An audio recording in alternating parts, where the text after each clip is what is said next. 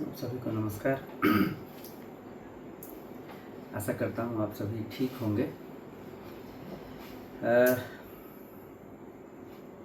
अभी ठीक इसके पीछे के वीडियो में हम लोगों ने ये समझा कि ग्राम सभा और ग्राम पंचायत में क्या अंतर है। आशा करता हूँ उस वीडियो के माध्यम से आप अच्छे से समझ पाए होंगे। अगर कहीं कमी रह गई होगी तो मैं भी आप ही के बीच का साथी हूँ, आप उसमें मैसेज करिएगा, मैं प्रयास करूँगा कि उसको और क्लियर किया जाए। आगे आते हैं। जब भी हम ग्राम पंचायत में कोई काम शुरू कराने जाते हैं तो ग्राम सभा की खुली बैठक लेते हैं।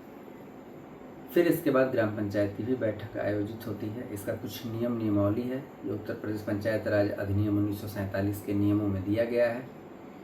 मैं एक एक नियम को बहुत शॉर्ट में बताते हुए चल रहा हूँ ताकि चीज़ें आपके दिमाग में आ जाएं। सबसे पहले हम ग्राम पंचायत की बैठक करने से पहले ये समझ लेते हैं कि ग्राम पंचायत में सदस्य कितने होंगे, ये कैसे निर्धारित होता है। उत्तर प्रदेश पंचायत राज अधिनियम 1947 के नियम 3 घ में इसका स्पष्ट अंकन है जो आपकी स्क्रीन पर अभी फ्लैश कर रहा होगा। इसको मैं पढ़ता हूँ, आप केवल एक बार देख लीजिए। ग्राम पंचायत के सदस्यों की संख्या। प्रत्येक ग्राम पंचायत के लिए प्रधान के अतिरिक्त प्रविष्टि किए जाने वाले सदस्यों की संख्या निम्नलिखित मानक के अनुसार होगी। मैं मोटा मोटी आपको समझा रहा हूँ, आप स्क्रीन पर पढ़ते रहिएगा। अगर जनसंख्या 500 तक है तो मेंबरों की संख्या 7 होगी। 500 से 1000 के बीच में है तो 9 होगी। 1000 से 2000 के बीच में है तो 11 होंगी।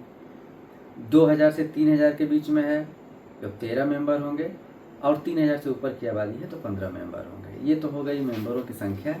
इसके बाद हम ग्राम पंचायत की बैठक आयोजित करने की तरफ आगे बढ़ते हैं।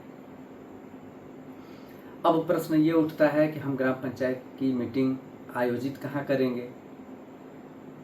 इसके बारे में तमाम ऐसे प्रश्न कभी कभी सामने आ जाते हैं। कहीं विवाद होता है या किसी अन्य पूर्व में दूर पंचायत भवन बना होता है तो लोगों को लगता है कि वहाँ जाने में या विवाद की वजह से हम वहाँ ना करें। पूछा जाता है कि मीटिंग हम कहाँ आयोजित करें।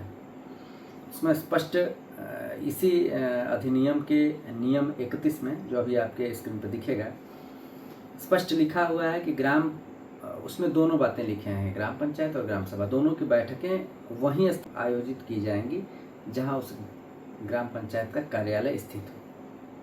तो इसमें कहीं कोई संदेह नहीं होना चाहिए कि बैठक कहाँ आयोजित किया जाना है। बैठक नो डाउट कि वहीं होगा जहां आपका कार्यालय स्थित है। बैठक को प्रधान ही बुलाएंगे।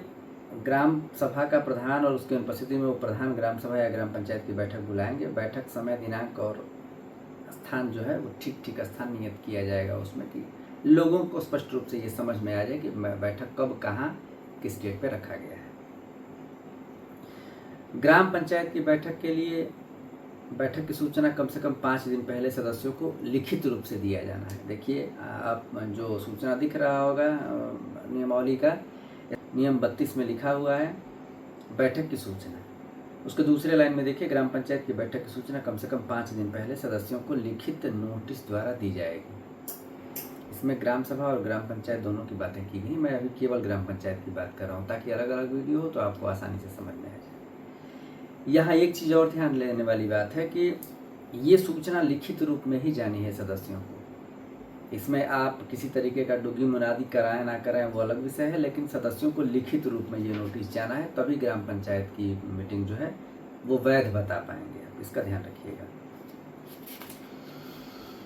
अगर मान लीजिए कि प्रधान मीटिंग नहीं बुलाते हैं तो क्या होगा। उस परिस्थिति में बैठक को बुलाए जाने के लिए ग्राम पंचायत की जब भी बैठक बुलाना होगा तो ग्राम पंचायत के 1/3 सदस्यों के हस्ताक्षर होंगे। तो ऐसा प्रार्थना पत्र अगर मिलता है तो 15 दिन के भीतर भी ग्राम पंचायत की बैठक बुलाई जाएगी। ये आपको ध्यान देने वाली बात है। कहीं कहीं ये शिकायत आती है कि ग्राम प्रधान मीटिंग नहीं बुलाते हैं, तो उस परिस्थिति में यदि सदस्य, जो टोटल सदस्य हैं ग्राम पंचायत के, वो अगर 1/3 मिल के प्रार्थना पत्र देते हैं तो 15 दिन के भीतर ही ग्राम पंचायत की मीटिंग बुलाई जाएगी। ये अनिवार्य होगा। ये इसके नियम 33 में देखिए दिख रहा होगा आपको। आगे आते हैं। अब हमने सूचना दे दिया कि हमको कहाँ मीटिंग करना है, कब करना है। अब सूचना देने के लिए भी एक बात कही गई है नियम 34 में। इसमें लिखा गया है कि सूचना, जैसे केवल आप मीटिंग की सूचना ऐसे नहीं देंगे कि यहाँ मीटिंग है आपको आना है, नहीं। नियम 34 में उल्लेख किया गया है कि ग्राम सभा या ग्राम पंचायत की बैठक की सूचना में यह लिखा जाएगा कि उक्त बैठक में क्या क्या कार्य किए जाएंगे। सामान्यतः इसे हम लोग बैठक का एजेंडा के नाम से जानते हैं। वो एजेंडा वो लेटर में आप लिख के देंगे कि किस लिए बैठक बुलाई गई है ग्राम पंचायत की। इसका उल्लेख नियम 34 में है। अब सबसे बड़ी बात, ग्राम सभा की मीटिंग या ग्राम पंचायत की मीटिंग में जो सबसे तकनीकी रूप से सबसे महत्वपूर्ण होता है वो होता है उसका कोरम।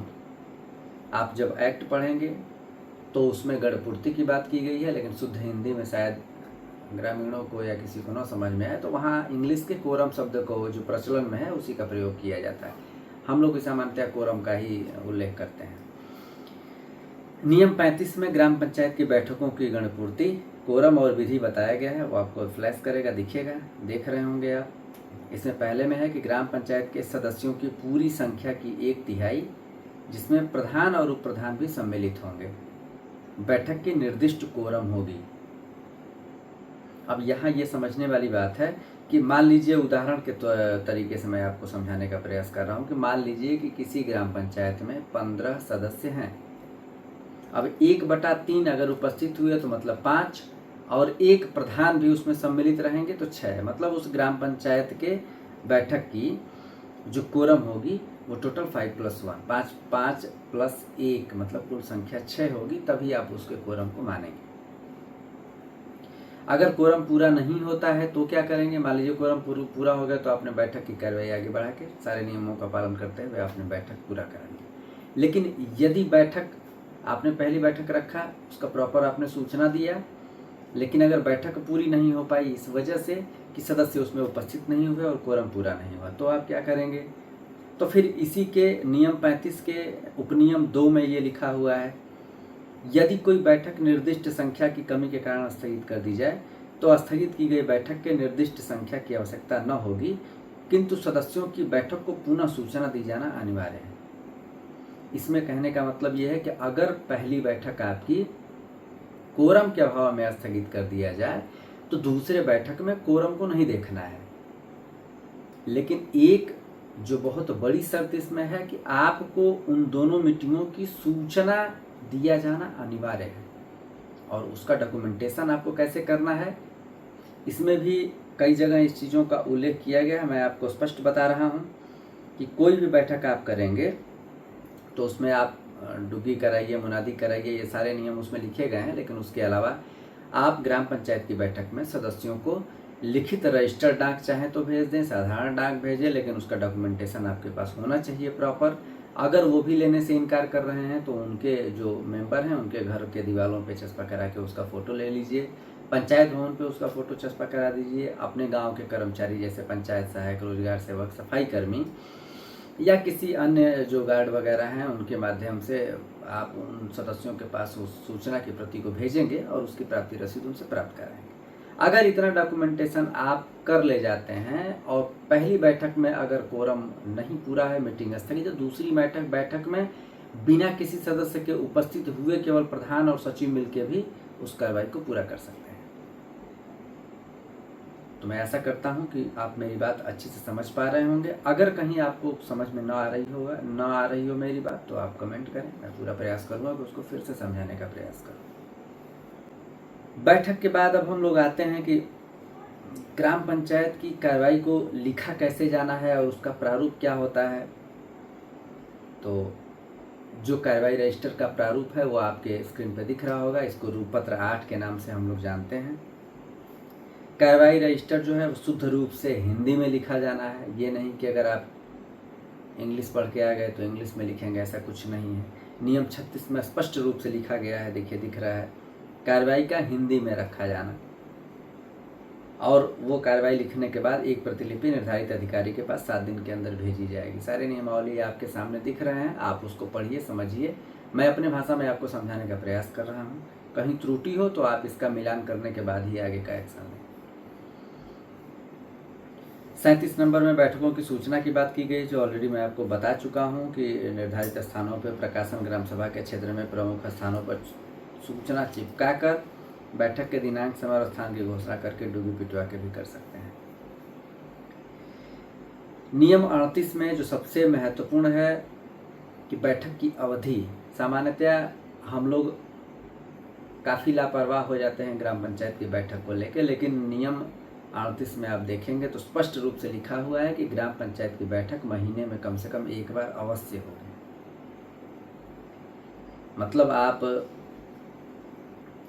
ग्राम पंचायत की बैठक प्रत्येक महीने करवाएंगे, और जो ग्राम सभा की बैठक में लिए गए निर्णय होते हैं वो इसी में आके प्रस्तावित करते हैं। हर महीने में आप अपना जो भी काम करना है उसका इसमें अनुमति लेंगे, पास कराएंगे उस बैठक में, और सबकी सहमति के उपरांत ग्राम पंचायत में कार्य प्रारंभ करेंगे। कभी कभी प्रश्न आता है कि अगर प्रधान नहीं है तो बैठक में कौन रहेगा, तो यहाँ देखिए स्पष्ट रूप से लिखा हुआ है नियम 46 में, स्क्रीन पर दिख रहा होगा आपके, बैठक का अस्थायी अध्यक्ष कौन हो सकता है। प्रधान या उसकी अनुपस्थिति में उप प्रधान ग्राम सभा या ग्राम पंचायत की प्रत्येक बैठक की अध्यक्षता करेगा, और इन दोनों की अनुपस्थिति में ऐसा सदस्य होगा जिसको कि प्रधान ने इस कार्य के लिए नियम 46 के अधीन मनोनीत किया हो। यदि प्रधान ने किसी को मनोनीत न किया हो तो निर्धारित अधिकारी मनोनीत कर सकते हैं। यदि दोनों ही किसी ऐसे सदस्य को मनोनीत करने में असमर्थ हों तो ग्राम सभा या ग्राम पंचायत की बैठक में जैसी की दशा हो, उपस्थित सदस्य बैठक की अध्यक्षता करने के लिए ग्राम पंचायत के किसी सदस्य को नियत कर सकते हैं। मतलब ये नहीं है कि प्रधान जी नहीं है या उप प्रधान महोदय नहीं है तो वो बैठक नहीं होगा, आप किसी सदस्य को नामित करके उस बैठक को पूरा करा सकते हैं। अब मोटा मोटी ग्राम पंचायत की बैठक के लिए यही चीज़ें बताई गई हैं, जो मुझे समझ में आया वो मैंने आपको बताने का प्रयास किया है। अगर कहीं कुछ कन्फ्यूजन हो रहा हो या मेरे द्वारा बताई गई सूचना या नियमावली में कहीं कोई फेरबदल आ रहा है तो आप कमेंट करिएगा। मैं भी प्रयास करूंगा कि एक बार फिर से पढ़ के उसको सही करने का प्रयास करूं, और आप सभी से अनुरोध है कि मैं डिस्क्रिप्शन में ये डालने का प्रयास करूंगा कि एक्ट की कॉपी उसमें पढ़ जाए। कृपया एक बार आप ध्यान से पढ़ लें, उसका अध्ययन कर लें, उसके बाद ही आप किसी नियम पे आगे चलें। आप सभी का बहुत बहुत धन्यवाद। नमस्कार।